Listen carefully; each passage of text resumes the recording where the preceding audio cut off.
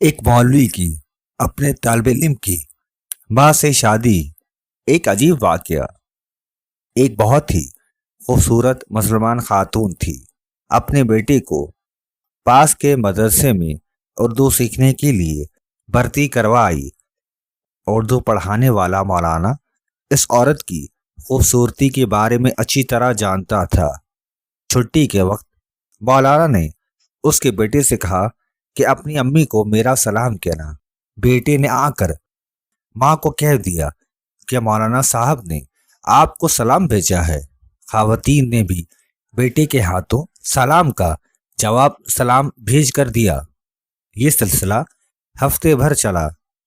خاتون نے شوہر سے مشورہ کیا اور اگلے دن مولانا کو کہلوایا کہ امی نے شام کو گھر پر بلایا ہے۔ مولانا خوش۔ 3 دن سے نہایا نہیں تھا۔ باسی شیروانی کو استری کروایا، خوشبو مارا اور پہنچ گیا اس عورت کے گھر۔ خاتون نے پہلے آؤ بھگت کی، پھر چائے کے بعد ناشتہ کروایا، پھر بیٹے کی تعلیم کے بارے میں معلومات لی۔ مولانا نے رسمی باتیں کرنے کے بعد اپنی اصلیت پر آیا اور کہا، ماشاءاللہ آپ کو خدا نے بڑی فرصت سے تراشا ہے لیڈی۔ وہ تو ہے، بے شکریہ مولانا، مجھے آپ سے عشق ہو گیا ہے محترمہ خاتون۔ جی ہاں وہ تو ہے، پر یہ بات اگر میرے شوہر نے سن لی تو بہت مشکل ہو جائے گا۔ وہ آتے ہی ہوں گے۔ اب آپ جائیے، کل شام کو پھر آئیے گا، تب بات کریں گے۔ میں انتظار کروں گی۔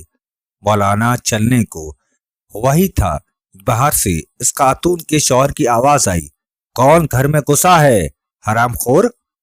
مولانا گھبرایا، میں چھپ جاؤں؟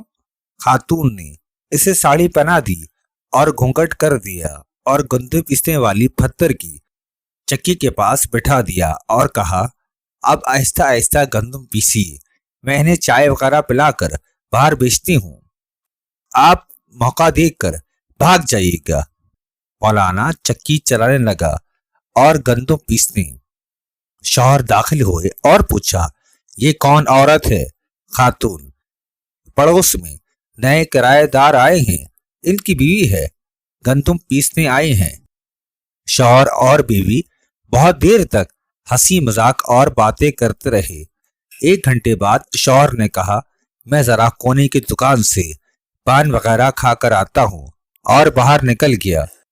1 گھنٹے تک گندم پیستے پیستے پسینے میں شرابور مولانا نے ساڑی اتار کے پھینکی اور آنن فانن وہاں سے سربٹ بھاگ لیے۔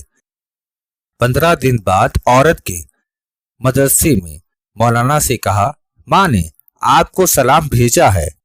مولانا گرجے، حرام خوروں، آٹا ختم ہو گیا ہوگا، کیا 20 کلو آٹا کھا گئے جو اب دوبارہ سلام بھیجا ہے؟